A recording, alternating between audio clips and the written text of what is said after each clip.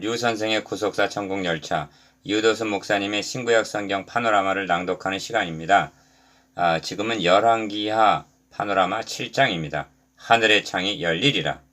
7장은 하나님의 무궁한 자비를 맛보게 하는 장입니다. 하나님께서는 아합 왕 때 선지자 엘리야를 보내셔서 큰 비의 소리가 있나이다고 말하게 하셨는데, 극한적인 상황에 처한 여호람 왕에게 엘리사를 통해서 여호와께서 이르시되 내일 이맘때 사마리아 성문에서 고운 밀가루 한 스아를 한 세겔로 매매하고 보리 두 스아를 한 세겔로 매매하리라는 1절 기쁜 소식을 전하게 하셨던 것입니다.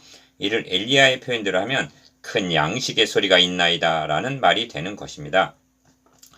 이 말을 들은 한 장관은 여호와께서 하늘에 창을 내신들 어찌 이런 일이 있으리요? 하는 2절 불신앙의 말을 했는데, 우리는 이에 응답하여 본장의 주제를 하늘의 창이 열리리라로 정할 수가 있습니다. 이를 세 단원으로 나누어 상고하겠습니다. 첫째 단원 1절에서 2절 큰 양식의 소리가 있나이다. 둘째 단원 3절에서 10절 천한 자를 들어서 전하신 아름다운 소식. 셋째 단원 11절에서 20절 여호와의 말씀과 같이 됨. 첫째 단원 1절에서 2절 큰 양식의 소리가 있나이다. 엘리사가 이르되 여호와의 말씀을 드릴지어다. 여호와께서 이르시되 내일 이맘때 사마리아 성문에서 고운 밀가루 한 스아를 한 세겔로 매매하고 보리 두 스아를 한 세겔로 매매하리라 하셨느니라고 선언합니다. 1절 엘리사가 대언한 말씀은 내일 이맘때에는 양식이 넘쳐나게 되리라는 뜻입니다. 사마리아 성은 여전히 아람 군대에게 포위를 당하여 굶어 죽어가고 있는데 어찌 이런 일이 2절 있을 수가 있단 말인가? 패역하고 완악한 말로 어찌 더 여호와를 기다리려 함에도 불구하고 6장 33절 이처럼 자비와 긍휼을 베푸시니 웬 은혜며 사랑이란 말인가? 이 점을 호세아 선지자로 말씀하시기를 에브라임 북이스라엘이여 내가 어찌 너를 놓겠느냐? 이스라엘이여 내가 어찌 너를 버리겠느냐? 내가 어찌 너를 아드마같이 놓겠느냐? 어찌 너를 스보인같이 두겠느냐?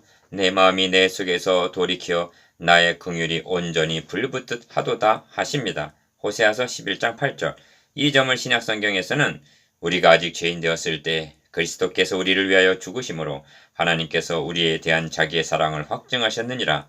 곧 우리가 원수 되었을 때에 그의 아들의 죽으심으로 말미암아 하나님과 화목하게 되었은즉 라고 말씀합니다. 로마서 5장 8절 10절 하나님께서 자기 아들을 생명의 양식으로 내어주신 시점은 우리가 아직 죄인 되었을 때, 원수 되었을 때였다고 말씀합니다. 사도가 때라는 시점을 강조하는 의도가 무엇인가? 측량할 수 없는 하나님의 사랑을 드러내기 위해서인 것입니다. 밤 하늘이 어두울수록 별빛은 더욱 영롱한 법입니다.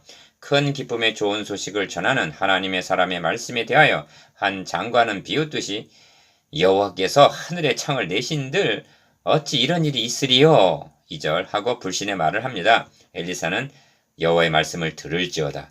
여호와께서 이르시되 하고 1절 여호와 이름으로 대언을 했습니다. 그렇다면 장관은 엘리사를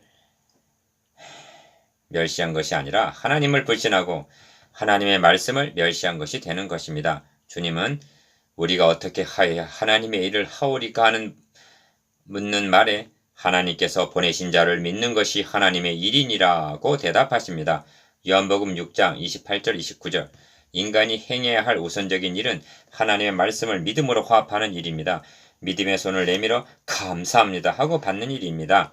엘리사는 너가 너의 눈으로 보리라 그러나 그것을 먹지는 못하리라고 말합니다. 이는 하나님의 말씀이 지닌 양면성을 나타내주는 말입니다. 믿는 자에게는 구원이요 배척하는 자에게는 죽음이기 때문입니다. 성경은 말씀합니다. 그들과 같이 우리도 복음 전함을 받은 자이나 들은 바 그 말씀이 그들에게 유익하지 못한 것은 듣는 자가 믿음과 결부시키지 아니함이라.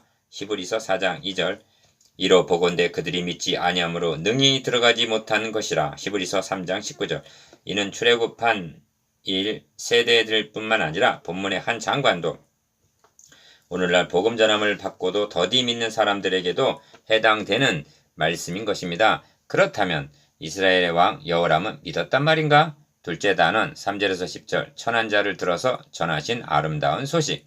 성문어기에 나병 환자 4사람이 있더니 그 친구에게 서로 말하되 우리가 어찌하여 여기 앉아서 죽기를 기다리랴 합니다. 3절. 나병 환자는 성에 들어갈 수도 없거니와 들어간다 해도 굶어 죽을 것이요 여기 앉아 있어도 굶어 죽을 수밖에 없다면 그런즉 우리가 가서 아람 군대에게 항복하자. 그들이 우리를 살려두면 살 것이요 우리를 죽이면 죽을 것이라 하고 4절. 해질 무렵에 일어나 아람 진영 끝에 이르러 본즉 그곳에 한 사람도 없더라는 것입니다. 5절.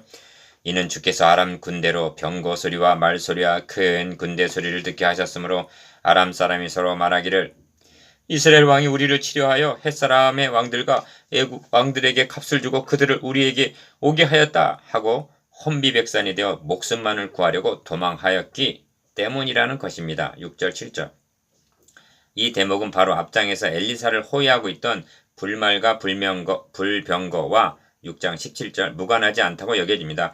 아람 군대들이 병거 소리와 말소리와 큰 군대 소리를 듣고 도망했다는 것은 이 밤에 여호와의 사자가 나와서 아스로 진영에서 군사 18만 5천 명을 친지라 아침에 일찍 일어나 보니 다 송장이 되었더라 한 19장 35절과 동일한 역사로 보아야 할 것입니다. 은혜란 하나님께서 행해 주신 일을 발견하는 깨닫는 것으로 시작되고 믿음, 받음으로 내 것이 됩니다. 발견할 수 있는 길은 말씀을 통해서요. 받는 길은 오직 믿음뿐입니다. 그러므로 믿음은 들음에서 나는 것입니다. 듣고 깨닫고 믿음으로 취하면 은혜를 받는 것입니다. 하나님께서 행해 놓으신 일을 최초로 발견한 사람은 절망 중에 절망에 처했던 나병 환자들이었습니다. 그들은 배가 부르도록 먹고 마셨습니다.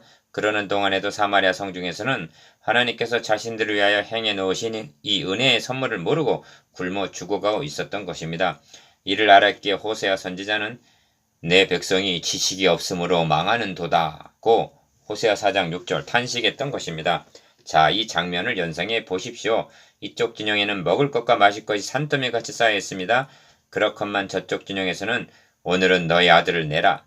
내일은 내 딸을 먹으리라는 극한 상황에 처해 있는 것입니다. 그런데 내 배만 부르면 된다는 말입니까? 그러고도 무사할 수가 있단 말인가? 그러면 이 기쁜 소식을 누가 저쪽 진영에 전해 주었는가? 나병 환자들이 그 친구에게 서로 말하되 우리가 이렇게 해서는 아니 되겠도다. 오늘은 아름다운 소식이 있는 날이거늘 우리가 침묵하고 있도다 하고 자신들의 잘못을 깨달았다 합니다. 오늘날은 아름다운 소식이 있는 날이라 한 것은 얼마나 적절한 표현인가? 1차적으로 사마리아 사람들에게는 굶어 죽어가는 배를 채울 수 있는 것이 아름다운 소식이 있는 날일 것입니다. 그러나 육신의 양식이 인간의 본질적인 굶주림을 해결해 줄 수가 있는 것은 아닙니다. 성경은 양식이 없어 주림이 아니며 물이 없어 가람이 아니요 여호와의 말씀을 듣지 못한 기갈이라고 말씀합니다. 아모스서 8장 11절. 그렇다면 최고 최대의 아름다운 소식이 무엇이겠습니까? 전사는 목자들에게 보라 내가 온 세상에게 미칠 큰 기쁨의 좋은 소식을 너에게 전하노라고 말했습니다. 누가복음 2장 10절. 이것이 인류가 들을 수 있는 최고 최대의 아름다운 소식이었던 것입니다. 그러므로 너희가 기쁨으로 구원의 우물 들에서 물을 기르리로다. 그날에 또 너희가 또 말하기를 여호와께 감사하라. 그의 이름을 부르며 그의 행하심을 만국 중에 선포하며 그의 이름이 높다 하라. 여호와를 찬송할 것은 그 기 아름다운 일을 하셨음이니 이를 온 땅에 알게 할지어다. 이사야서 12장 3절에서 5절. 이 우물의 이름은 구원의 우물이요 이 샘의 이름은 생명의 샘물입니다. 반석이 되시는 예수 그리스도께서 치심을 받으심으로 이 샘은 열리게 된 것입니다.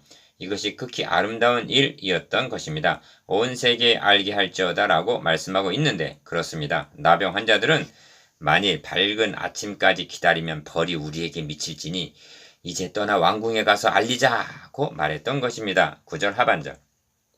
바울 사도는 말씀합니다. 내가 복음을 전할지라도 자랑할 것이 없음은 내가 부득불할 일임이라. 만일 복음을 전하지 아니하면 내게 화가 있을 것임이니라. 고린도전서 9장 16절 유념하시기 바랍니다.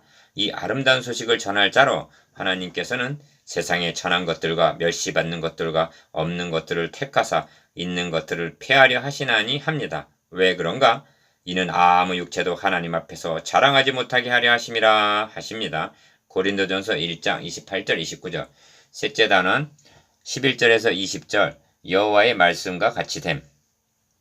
그가 문지기들을 부르매 그들이 왕궁에 있는 자에게 말하니 11절. 즉 이 아름다운 소식을 왕궁에 전하니 어떻게 반응했는가?